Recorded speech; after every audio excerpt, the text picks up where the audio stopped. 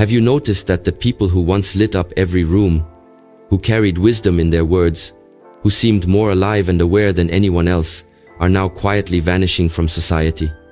They're not gone, but they've stepped away from noise, from shallow conversations, from systems that no longer resonate. The question is, why?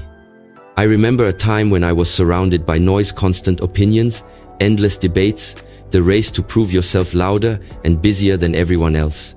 And then I met someone different. A friend who was deeply awake, spiritually grounded. He didn't argue, didn't need the spotlight, didn't chase validation. And one day he simply disappeared from that circle. No anger, no announcement, just quiet distance. At first, I thought he'd given up. But over time, I realized he was living differently, more intentionally, more peacefully, more authentically. That's when I understood. Spiritually awake people don't withdraw out of weakness. They step away because they've outgrown the game that most of society is still playing. Number 1. They see beyond the illusion. When a person becomes spiritually awake, something shifts so deeply inside them that they can no longer look at life the way they once did. They begin to see what most people don't. The invisible strings that pull society, the unspoken rules that push people to compete endlessly, the distractions that keep everyone too busy to ask, why am I really here? This is what I mean by illusion. The illusion is not just the glossy marketing campaigns, the news headlines, or the obsession with material success. The illusion is subtler. It is the belief that happiness comes from the outside world, that more possessions mean more worth, that fitting in means living right. When someone awakens, the veil lifts, and what they see is unsettling. They realize how much of society is designed not to liberate, but to trap. The endless race for approval, the shallow definition of success, the quiet numbing of the human spirit through entertainment, comparison, and consumption. And when you see that clearly, you can't unsee it. The awakened person doesn't hate society, but they can't play the game anymore, because they finally understand it was never real. I remember meeting a man named Harun, a brilliant engineer, with a promising career. By all measures, he was winning a big house, a shiny car, constant promotions. But behind his proud smile was exhaustion, anxiety, and a gnawing emptiness. One day, he told me about a moment that cracked his entire illusion. He was sitting in a meeting, surrounded by colleagues arguing passionately about a new corporate strategy, and suddenly he thought, what are we doing all this for? Will any of this matter in 10 years, or even 10 minutes after we die? That single question unraveled everything he had built his life around. From that day, he started noticing how people sacrificed health for status, joy for money, relationships for ego. He began to see how television fed fear, how social media fueled comparison, how even the so-called success stories around him were quietly suffering. Harun didn't quit his job overnight, but inside, he had already walked away. Eventually, he chose a simpler life, leaving the corporate race to teach meditation and mindfulness in small community centers. Many people thought he was crazy, but if you sat with him, you felt something rare: peace, presence, authenticity. He had stepped out of the illusion, and though he disappeared from the fast-paced world, he had never been more alive. The truth is, spiritually awake people see through the masks society wears. They see that chasing endless money doesn't guarantee peace, that being famous doesn't make one truly loved, that being constantly busy doesn't make one important. They see that most of the noise in society is just distraction from the deeper silence inside. And when you see this truth, disappearing isn't rejection, it's liberation. It's like walking out of a crowded theater after realizing the movie was only a projection on a wall, not reality itself. This is why the spiritually awake quietly disappear. They are not hiding. They are simply no longer hypnotized by the illusion that keeps everyone else running in circles. And once your eyes are open, you'd rather walk alone in truth than remain lost in the comfort of lies. Number 2. Silence becomes more valuable than noise. When someone becomes spiritually awake, they begin to notice something subtle yet powerful: the value of silence.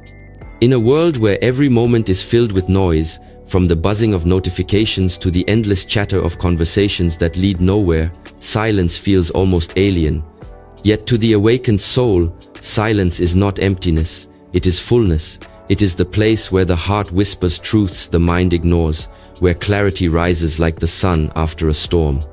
Spiritually awake people no longer crave to be the loudest in the room, nor do they feel the urge to argue, debate, or constantly express themselves. They discover that true wisdom is not in speaking endlessly, but in listening deeply to themselves, to others, to life itself. That is why they begin to withdraw from the chaos of constant noise. It's not because they have nothing to say, but because they've realized that most noise carries no nourishment for the soul.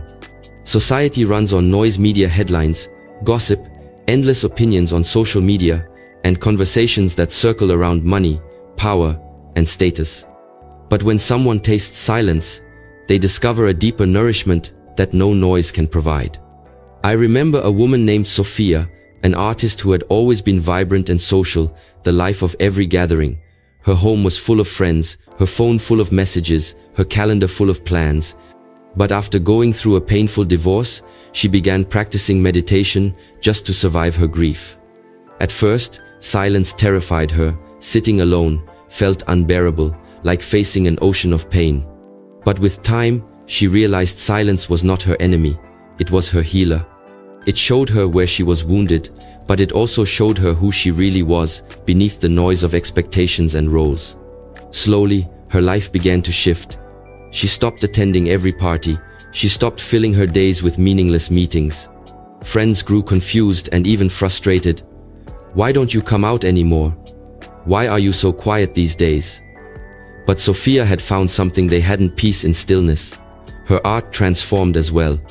Her paintings grew deeper, more soulful, because they were no longer made to impress others, but to express the silent truths she felt inside. Today, Sophia still loves people, but she is no longer addicted to the noise of constant company.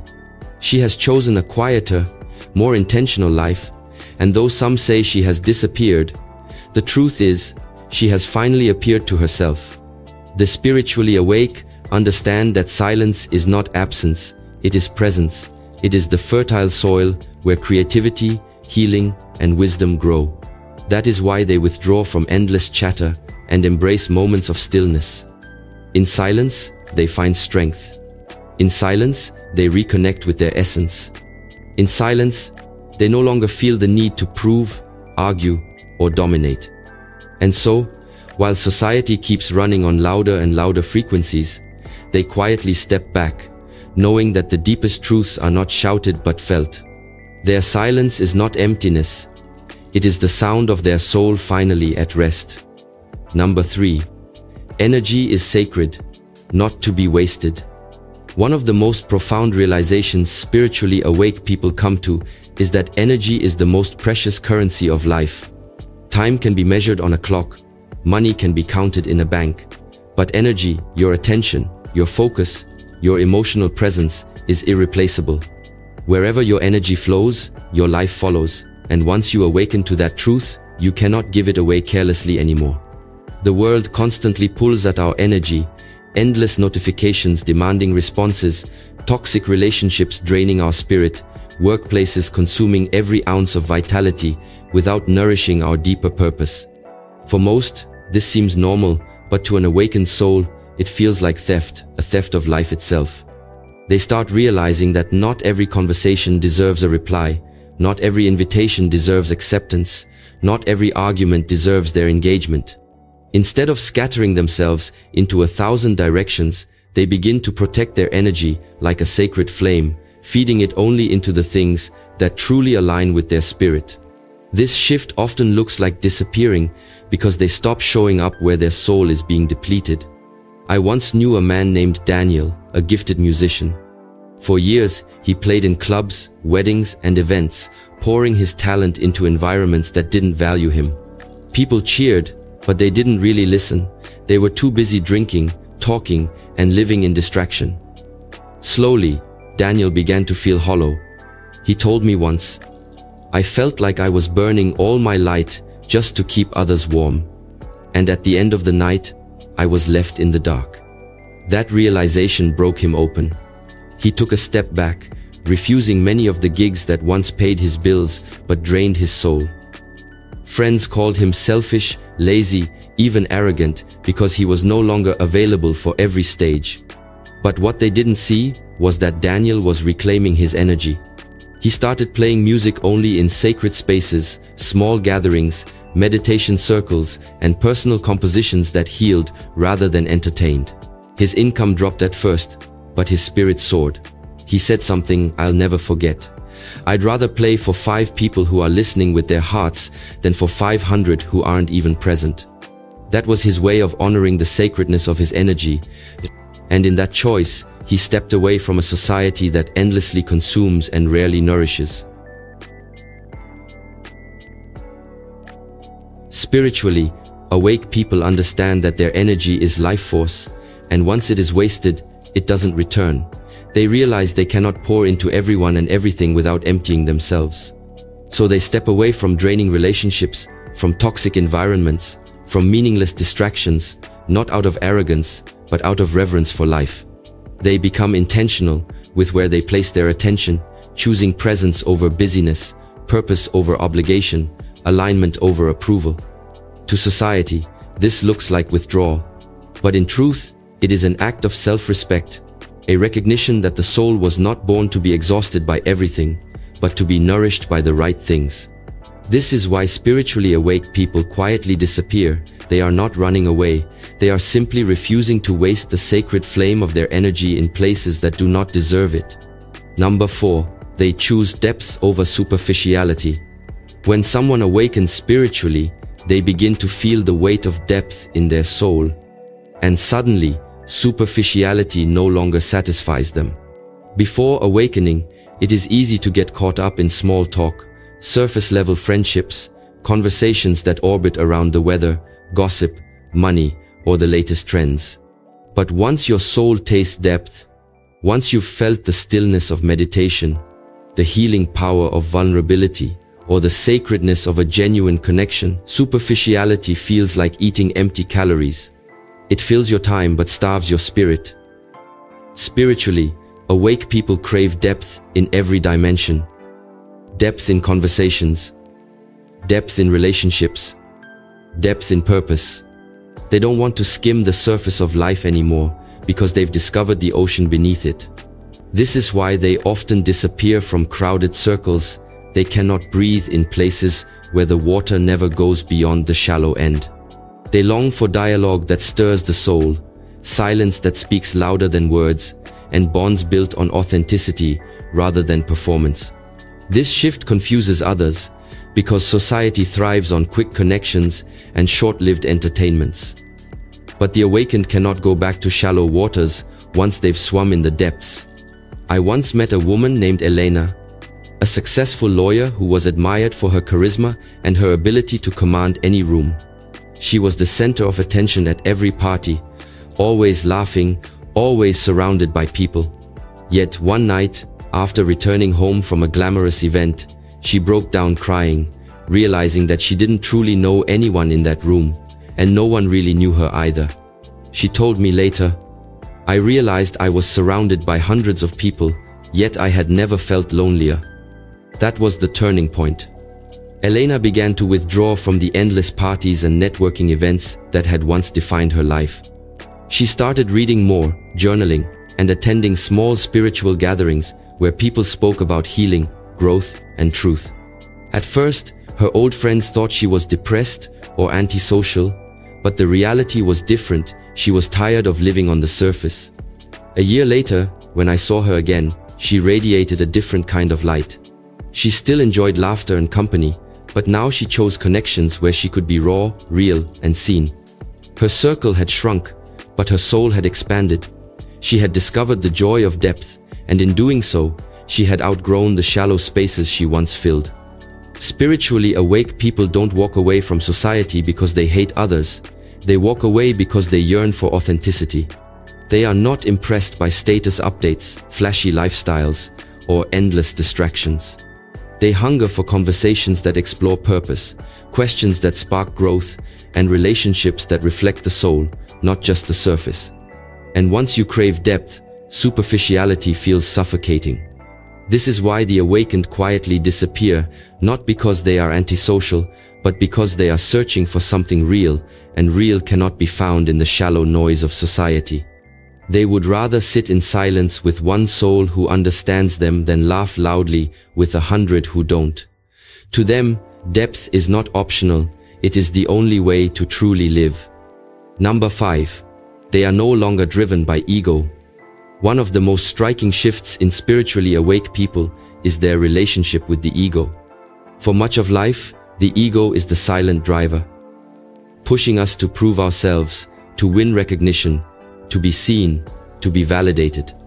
It whispers that worth comes from achievements, titles, possessions, followers, or applause.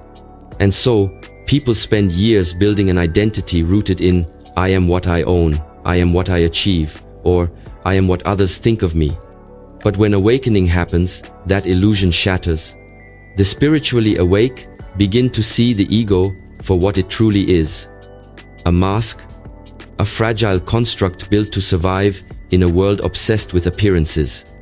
They no longer feel the same hunger to be noticed, to argue, to be right, or to dominate. They realize that chasing ego-driven goals is like pouring water into a sieve. No matter how much you pour, it never fills. This is why they begin to withdraw. Not because they have no ambition, but because their ambition has changed. It is no longer about being the loudest in the room, but about being aligned with their essence. They step away from the performance, because they no longer need the stage.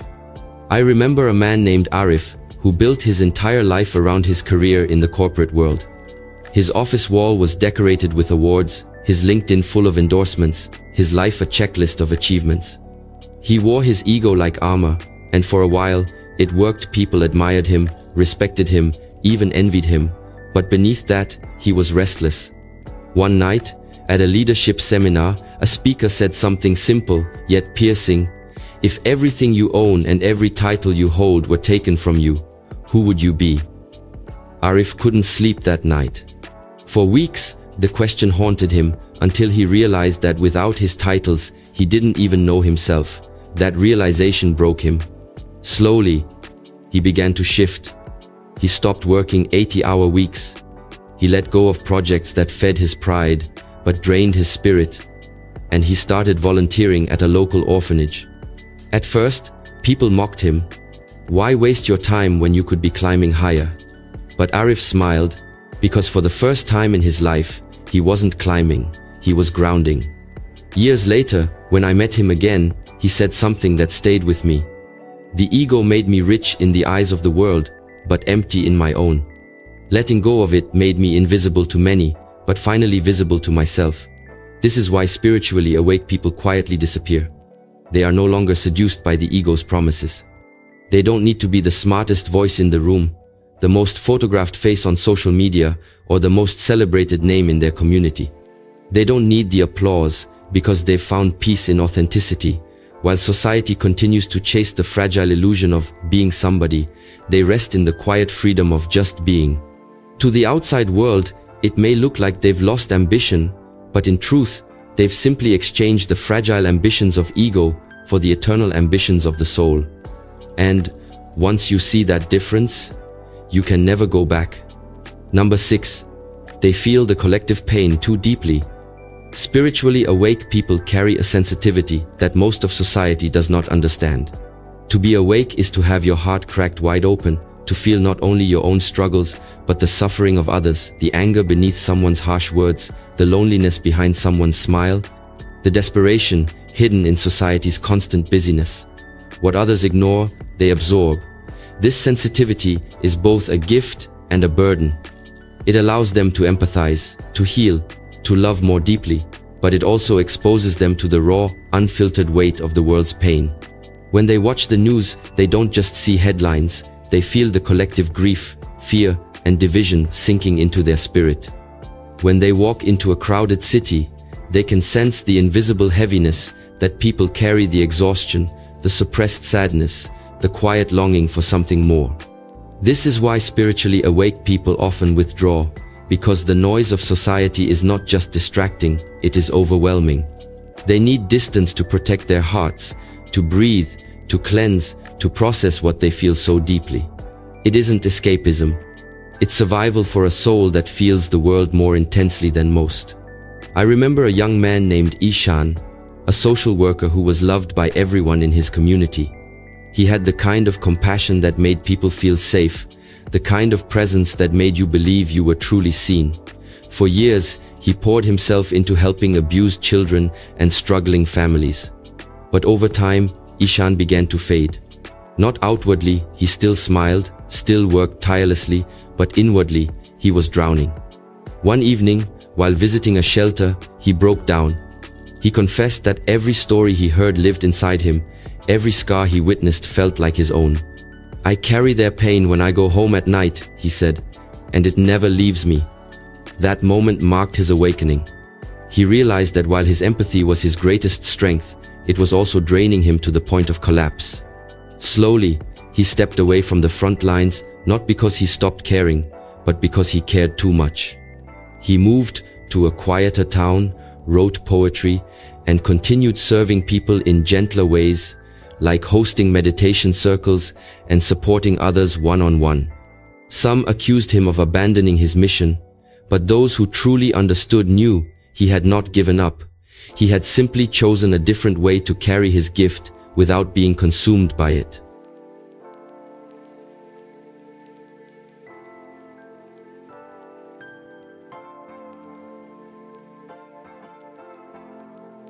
This is the paradox of spiritual awakening. To see more clearly, you must feel more deeply. But feeling deeply, in a world that numbs itself daily, is painful. That is why spiritually awake people seem to disappear. They are not running from responsibility, nor are they apathetic.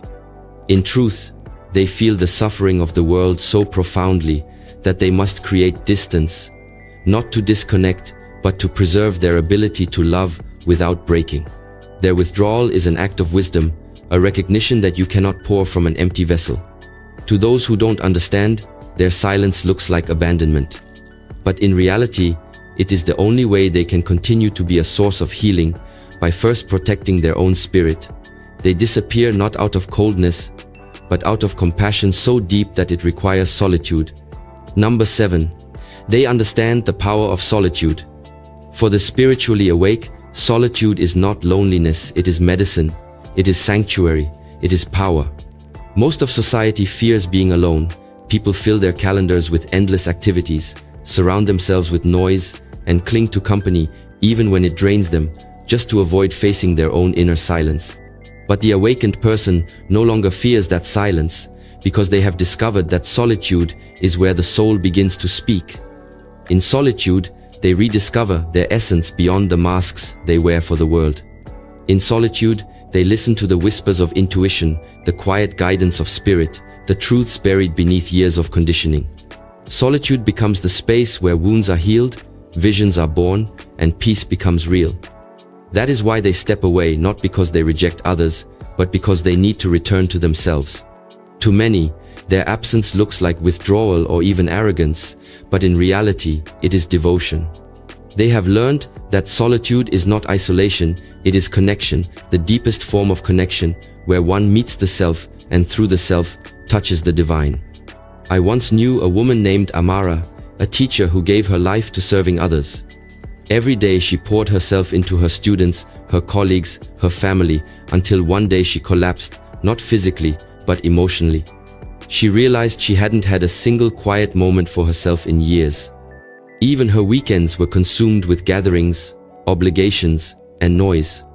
She felt suffocated, as though her own life had slipped through her hands while she was busy carrying everyone else's. So she made a bold decision. She rented a small cabin by a lake and spent a month entirely alone, without social media, without television, without constant company. At first, it was terrifying. The silence was deafening, her own thoughts overwhelming. But as the days passed, something shifted. She began to notice the sound of the wind, the rhythm of her breath, the peace of simply existing without performance. She journaled, she prayed, she sat by the water for hours in stillness. When she returned, people said she looked different, lighter, more radiant, more grounded. She told me, "I thought I would go crazy being alone, but I found myself there. Solitude saved me."